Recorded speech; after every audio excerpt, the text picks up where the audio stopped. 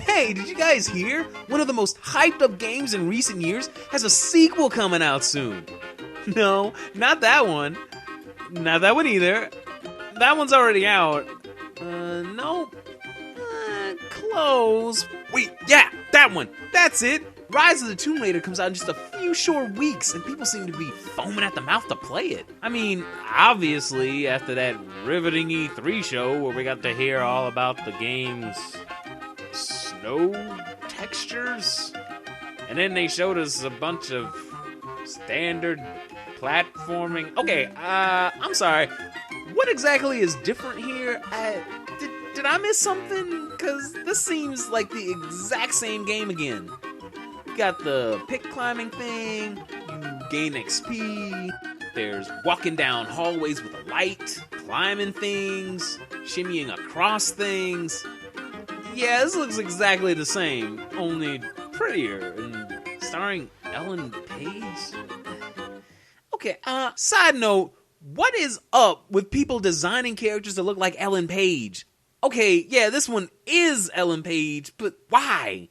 What is it about her that people want to use her in video games so badly? I mean, were people really that crazy about Juno? And why redesign Lara again?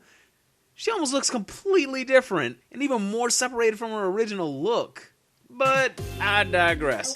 Basically, I see all this footage for Rise of the Tomb Raider, and I'm left wondering, why are people excited for this? At this point, while I had played Tomb Raider, I hadn't finished it. I had also played it way back when it was first released, so I only had a faint memory of it. I decided now was as good a time as any to return to the rebooted title and see if the commotion was really warranted. Now, I'm not a big Tomb Raider fan. I have vague recollections of being a kid in Toys R Us playing Tomb Raider on a PlayStation 1 kiosk, and I sorta remember renting Angel of Darkness and playing through that, and I did see the movies, but I don't want you to think I was going into this game with some preconceived notion of what I think Tomb Raider should be. However, that doesn't mean I didn't have some expectations for the game. I expected it to basically be Uncharted. It blatantly looks like it, so most likely that's what it'll be, right? Well, yeah, mostly. Tomb Raider is really pushing Uncharted's cinematic presentation. You've got cinematic platforming segments, there's cinematic climbing complete with false threats. Oh no, don't fall! Oh, spooked me real good there, game. Oh jeez, Lara looks like she's about to fall from bouncing on this thing. Any second now she's gonna totally fall. I think... No? Oh, I get it. It's the idle animations. Oh, you got me again, game. You're always fucking with me. You got platforming areas marked by paint and colors, and there's even a similar chime noise when you collect things.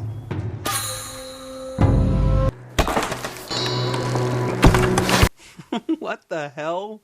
So, that's probably where the similarities end and the differences begin, right?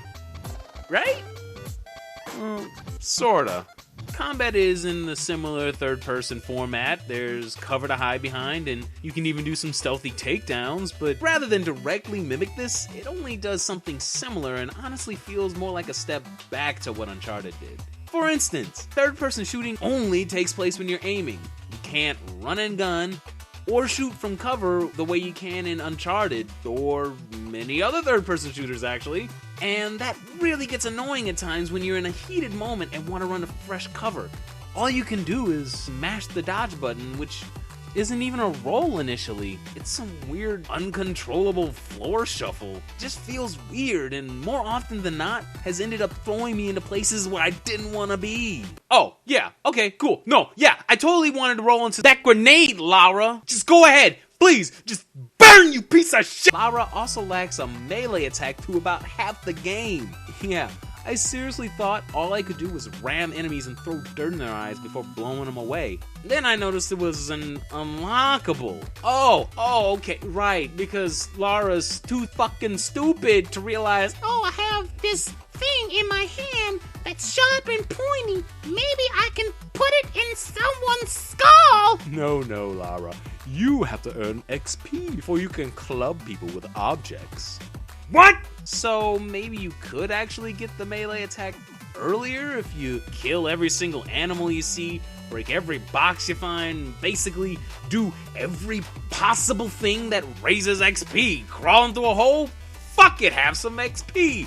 Innocent seagulls? Shoot them in the face and gobble up that delicious XP, girl. Yeah. And even after you get this melee attack, it isn't even that useful. You can whack and whack away and it just disables enemies. In Uncharted, you could get a pretty decent kill from mashing melee attacks. Here, you can eventually unlock finishers that work at first, then don't? What the hell? Alright, so how about the weapons? Well, first you get a bow, and then you get a handgun, and then an assault rifle, and then a shotgun. But out of everything, the bow was the most useful weapon of choice. Not only is it super satisfying to use, but you can gain a skill that lets you pick up your arrows from anybody you've killed. So basically, you never lose ammo, they fire super fast, and they're silent so you can use them for stealth kills. I mean, you'd think that the handgun would be more useful, but not really. It does eventually become a handy stealth alternative, but really only if you feel like it. Alright, so how about the assault rifle?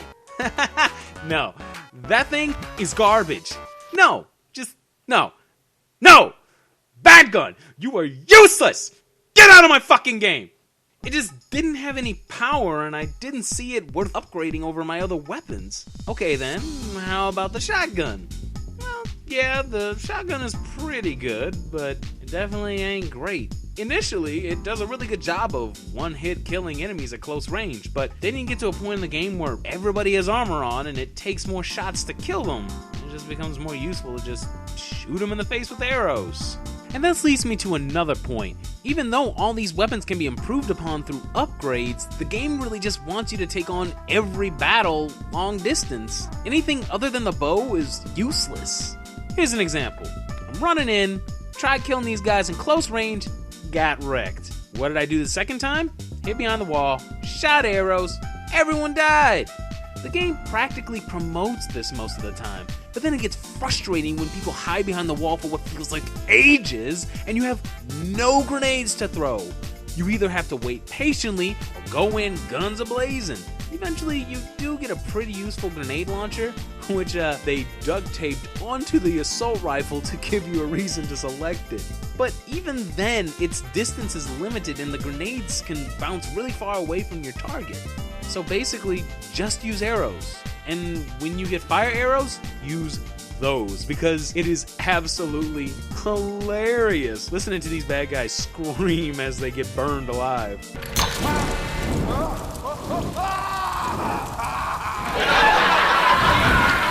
Now, before I continue, I just want to address the elephant in the room. Or maybe it's not an elephant at all and I'm just overthinking potential arguments, but I'll address it anyway.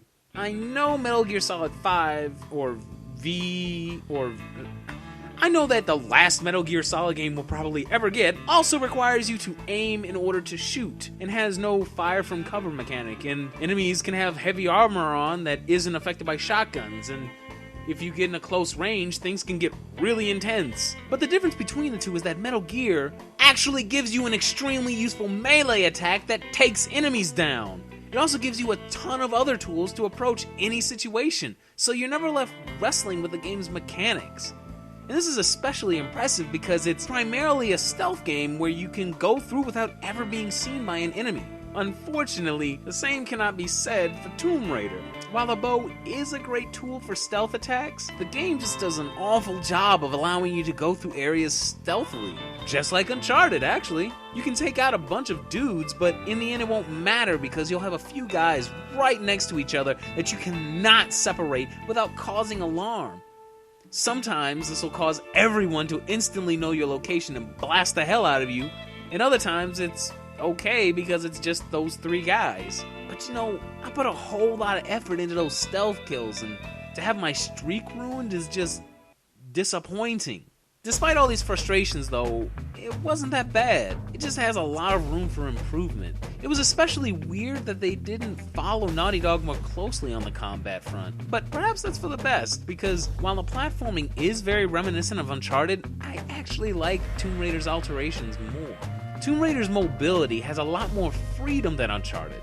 Uncharted's movements look great, But when you make a jump, you have to commit, because there is no room for error. In Tomb Raider, you can jump and maintain full control in the air just in case you screw something up. It also feels more involved with some of the mechanics like the claw climb. You have to hit X when you reach the wall to get that initial grab. After that, you can climb freely, but if you're like me and like to go super fast, then you'll probably be mashing the A and X to move around. It just felt nice to be more involved in movement. I'll also give Tomb Raider credit for including more puzzles than Uncharted, because man, if there was one thing Uncharted games needed more of, it was some freaking puzzles. I can seriously only remember maybe 2 puzzles in those games, across 3 titles. But not 4, because nobody played that Vita one. Fuck you, Vita. Nobody cares about you. Go sit in the corner with an assault rifle. Although, I should add, most of Tomb Raider's puzzles are actually optional. You have to go find extra tombs, and while you should make sure not to activate Bad Laura's detective vision to make the puzzle seem more challenging, you won't really need to most of the time because the puzzles are relatively simple. But I'm still happy to have them there, and honestly, I wish developers would stop pushing them to the side in their action titles. What's so wrong with having a game about exploration and ancient civilizations having some motherfucking puzzles? These games are a sort of Indiana Jones wish fulfillment, and Indiana Jones dealt with plenty of puzzles. It was part of the fun. Not just the shooting parts, but the head-scratching puzzles left by some ancient asshole that just had to speak in riddles. So overall, the gameplay wasn't bad. It was decent entertainment that wasn't so flawed that I felt like quitting. Some of the attacks felt really satisfying, and the platforming was both entertaining to watch and felt more active. But what about everything else? I mean, this is a cinematic game, so it's gotta have a pretty solid narrative to drive things, right? Well, let's find out. Hey everybody, thanks for watching part 1 of my Tomb Raider review. If you want to see more videos like this, then please like, subscribe, and share the video with your friends. I separated the review into 2 parts because I get into serious spoiler territory and I didn't want to ruin things for people that want to try the game out. But if you want to hear my final thoughts, there's a link that skips all the spoiler talk and jumps straight to my conclusion. And if you haven't seen them already, you can check out my Devil May Cry review, or maybe my comments on Anita Sarkeesian's Tropes vs. Women series. See you next time!